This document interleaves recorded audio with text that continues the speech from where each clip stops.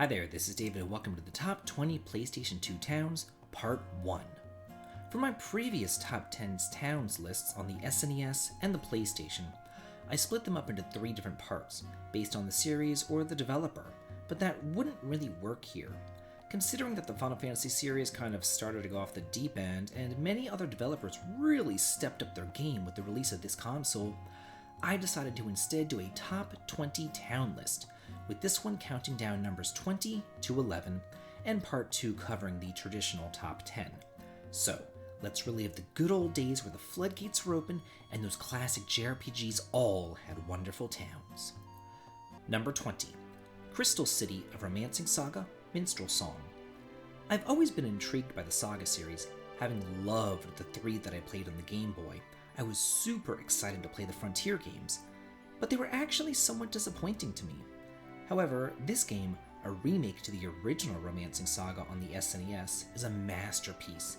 They just don't make games like this anymore.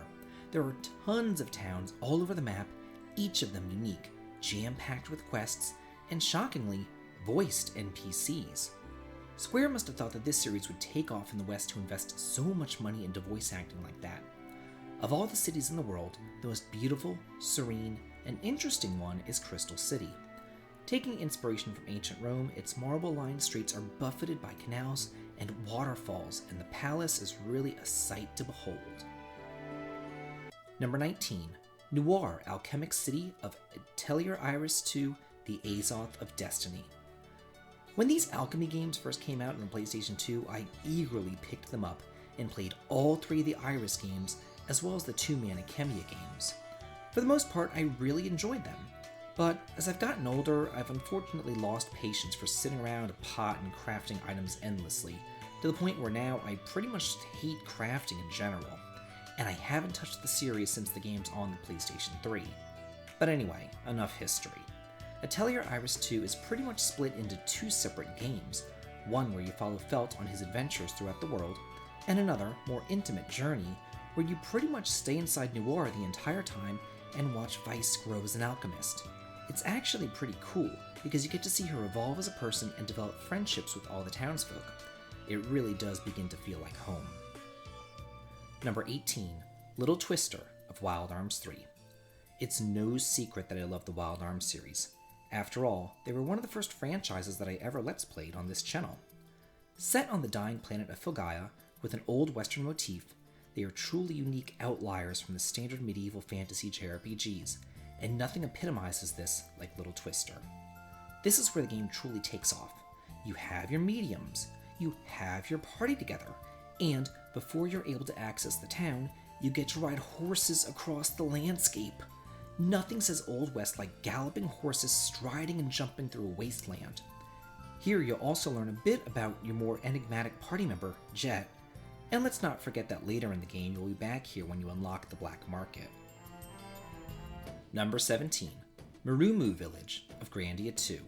What a game this was! Why this series fell off the face of the earth after the death of the PS2 is beyond me. The towns were all unfailingly full of life, but the one that sticks out in my mind the most is this small, remote, unassuming village. There's nothing grandiose here. It's just a rural mountain town desperately in need of help. Nicholas is cursed with an endless sleep, and the villagers blame Sandra for it. They feel that she's a witch because she cured her daughter, Arya, of blindness. But the real fact of the matter is that Arya is possessed by the Eye of Valimar. So the villagers call for help from the cathedral, only for them to really be their worst nightmare. Celine is not there to help. She's there to perform an inquisition and purify the village with holy fire. So, it's up to Ryudo and the gang to stop the church, save the villagers from the curse, and Arya from Valimar. Number 16. Vinay del Zexe of Suikoden 3. The Suikoden series has some great towns. You can tell that the developers pride themselves on creating unique areas which emphasize the cultures of the various people. And while I believe that Suikoden 3 had some pacing issues because of the scenario system, it was good to see everyone's unique viewpoint. Each of the 3 heroes represents a different clan of the Grasslands, which you get to fully explore in their respective chapters. And while there are many great towns here such as Duck Village and Great Hollow, overshadowing them both is Vinay del Zexe, the capital of the merchant nation of Zexen, which trades heavily with the other countries on the port. It's completely different from pretty much every other town in the game with its distinctly European motif, whereas the other towns are pretty much just peaceful settlements interspersed throughout the grasslands. Number 15, Keterburg of Tales of the Abyss. If there's any series that can compete toe-to-toe with Final Fantasy and Dragon Quest, it's the Tales series. They're just all so unique, and most of them have great towns. Grand Chakma is a very close second here, with its waterfalls, canals, atmospheric music, and serene setting, but the winner here has to go to Keterburg. First and foremost, this is where your resident Ice Queen, Jade, was born, where the casino is located, and let's not forget the spa too. I've always loved snowy areas, and you'll be continually coming back here. First when the Tartarus crashes, then later when Dist summons you, only for you to pretty much let him freeze to death, then torture him when he's down. And ultimately, it's here where you'll rest up and prepare with your party the night before the final battle. Number 14, Laila Belle of Wild Arms 5. Here we have a massive industrial center sealed under a glass dome. This capital city serves somewhat as the contact point between the ruling alien Veroni and the native humans. It's divided up into multiple districts, each connected by conveyor belts, and importantly, we also get to meet the main antagonists and Dean's idol, Nightburn.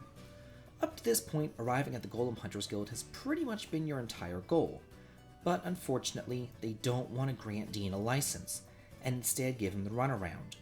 Throughout the course of the game, you'll be continually coming back here to star in your own little version of Celebrity Deathmatch, play some pretty awful minigames, and enjoy all the little cameo appearances that are made by the previous heroes in the series. Number 13, Happy Garland of Steambot Chronicles. I've played a lot of non-linear games in my time, but this takes it to another level. All the towns in Steambot Chronicles are absolutely huge and filled to the brim with exciting things to do. What I love about the towns here is that they actually feel like they could be a real place, and nothing epitomizes this like Happy Garland, the largest city by far and the capital. This is where the game world truly begins to open up, and you can take your character in whatever direction that you feel like. There's just so much here, from the university, to the newspaper, to the hospital, to the arena, to the secret underground society of evil, to even the stock exchange. There's a whole new world of side quests that opens up here, from playing pool, to digging up fossils, to killing bandits, cooking, or playing doctor. There's almost too much to do to keep you occupied in this overlooked gem of a game. Number 12, the sacred city of Aquios of Star Ocean, till the end of time. This kingdom is absolutely huge. As the capital of the Aquarian nation, it's bustling with activity, filled with treasures to find, secret hidden alleyways, and of course, surrounded by water. The architecture is some of the best, with the buildings made of stone, along with slate roofs and wooden turrets. I love how old, established, and fertile everything looks. It's like you're exploring a true medieval European city. Interestingly, the kingdom is a theocracy and is matrilineal, so only women can rule, and they're held in the highest regard here. It's also somewhat of a turning point, signaling the end of the first part of the game, because once you reach here, you have to choose to take sides in the war engulfing the planet and fight with Aquaria against their enemy Eriglyph. As such, you'll be returning here again and again to this pivotal town. And number 11, Raftleet of Suikoden 5. I loved this game. After the disappointment that was 4, Suikoden 5 was a breath of fresh air. Everything about the game is just so wonderful, and the towns are no exception. One of the most unique towns that you come across is Raftleet, which is quite literally a fleet of rafts and small fishing boats that are all settled together, banded by massive bridges, ropes, and planks. The town is headed by the massive Dakat, an imposing ship with a dragon on its bow. The people here are pretty much isolationists, though, who want nothing to do with any of the conflicts engulfing the queendom, and when danger does strike, they simply lift their anchors and float down to another spot on the river. Raftleet is memorable for all the right reasons, and I think that it would be a great spot to visit in real life. Well, that's it for the top 20, but stay tuned for part 2, where we'll be continuing counting down the best towns on the PlayStation 2. This has been David. If you like this, please like, comment, and subscribe, and have a good day.